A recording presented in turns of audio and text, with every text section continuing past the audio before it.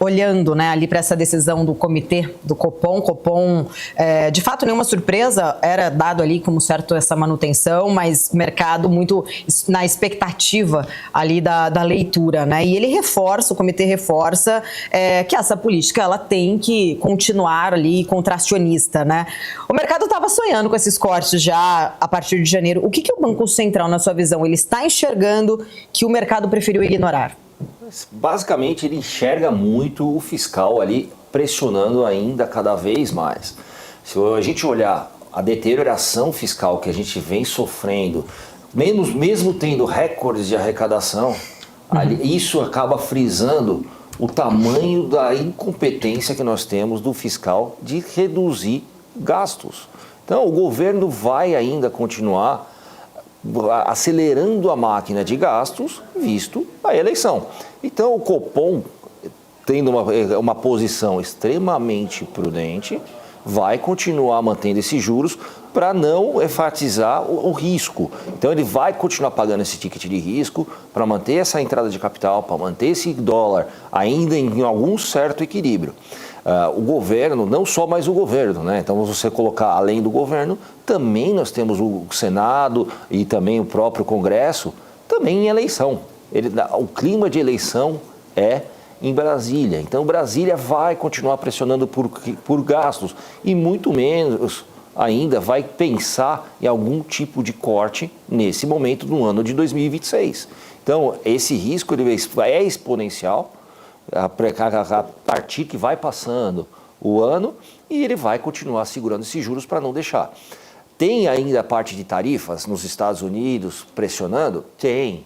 Ainda se tem alguma incerteza sobre os números, o quanto que a economia americana também vai sofrer efetivamente quando começar a ter reflexos de tarifas. Lembrando, o movimento macroeconômico ele tem um delay do quando você começa a fazer esse movimento e de quando efetivamente esse número começa a aparecer na economia. Você tem consumo de estoques, tempo para você repor esses estoques com custo maior, e entender o quanto isso vai pressionar a inflação nos Estados Unidos, que pode efetivamente lá na frente talvez mudar essa tendência de juros se tiver uma pressão inflacionária muito maior do que se espera. Então, tomar essa cautela é muito melhor do que você fazer um corte agora mais avançado e tentar voltar atrás, que aí você vai perder todo o trabalho desde Campos Neto até agora. Ô Fabrício, e por que o juro alto ele não está conseguindo, de certa forma, né, ali esfriar a atividade? Quando a gente olha, pelo menos, eu falo assim, parte talvez da atividade, porque apesar do IBCBR mais baixo, mas a gente vê, por exemplo, dados do varejo hoje surpreendendo para cima. A gente vê esse consumo ainda ali resiliente, tem um mercado de trabalho forte também, que acaba sendo, acho que, um fator significativo, mas por que a política monetária ela não está conseguindo fazer esse tipo de efeito, né? Talvez essa questão ali do fiscal, ela tenha anestesiado esse efeito dos juros? A gente pode, de repente, até começar a pensar se estamos ou não numa dominância fiscal?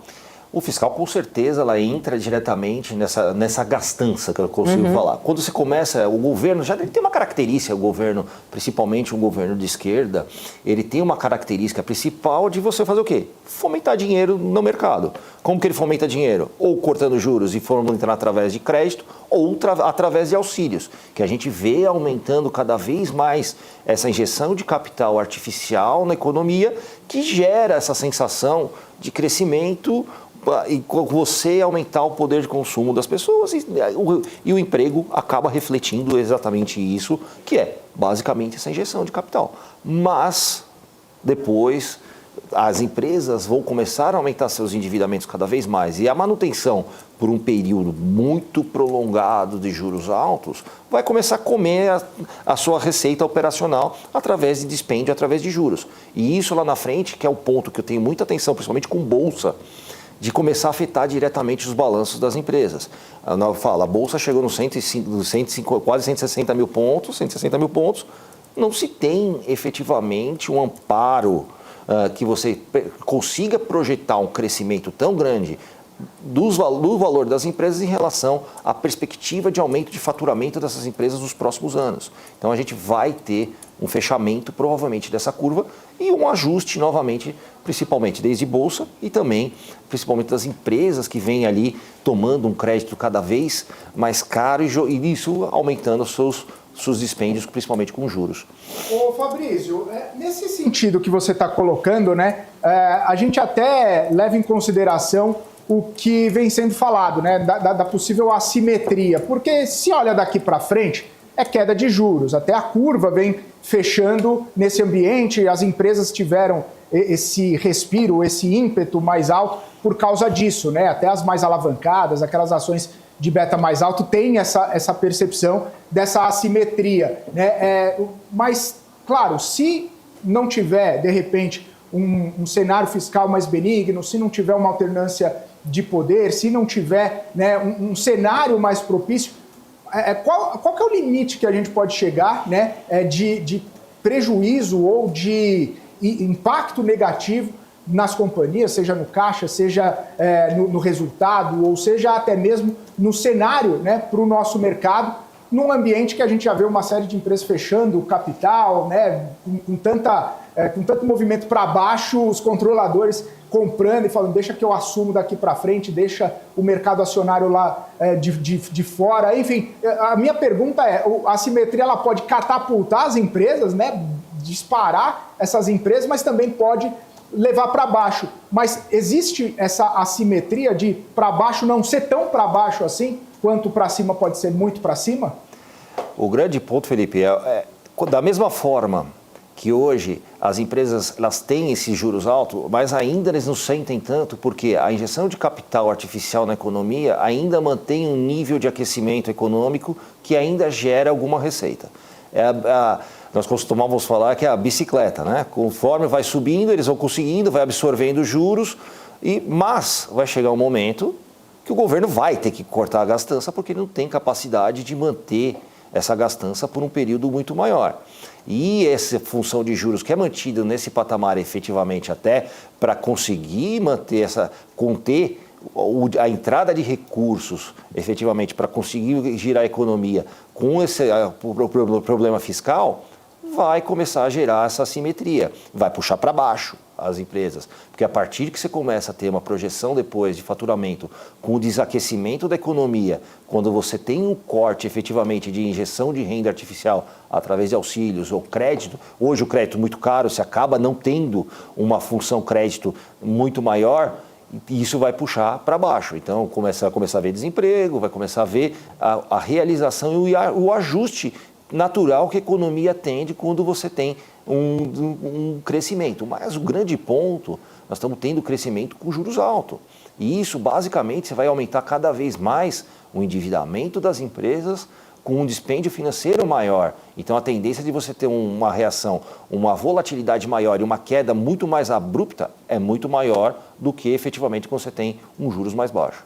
Ô Fabrício, e aí nesse sentido, né, você fala ali, tem que ser feito, o governo vai ser obrigado a cortar.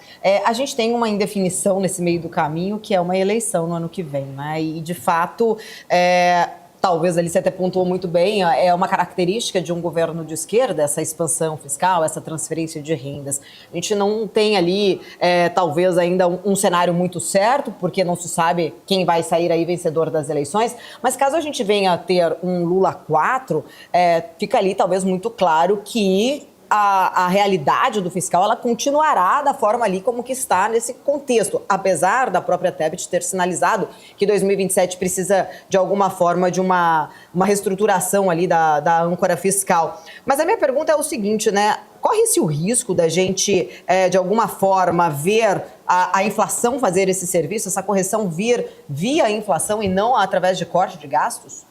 Com certeza. A inflação ela vai acabar tolhindo, efetivamente, consumindo o poder de compra e você vai começar a reduzir o giro econômico.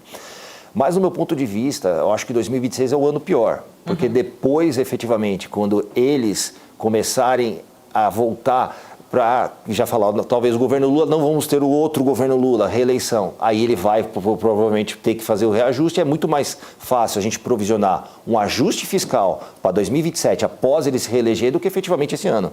Então, provavelmente, se tiver uma reeleição, ele terá, ou até mesmo a gente pode provisionar um pouquinho mais do ajuste fiscal. É aí que vem o descolamento, efetivamente, que eu acho que talvez o próprio Haddad não permaneça no Ministério da Economia. Até pensando na próxima reeleição, ele não vai querer, como nome, ser o próximo candidato da esquerda, ele não vai querer ter o seu nome colado a um ajuste fiscal, até mesmo um corte de gastos. Então, até por isso, a gente pode já começar a prever uma mudança no Ministério da Economia, caso haja a sequência desse governo. E isso pode ali, talvez, não para 2026, mas 2027, ter algum outro panorama um pouco diferente.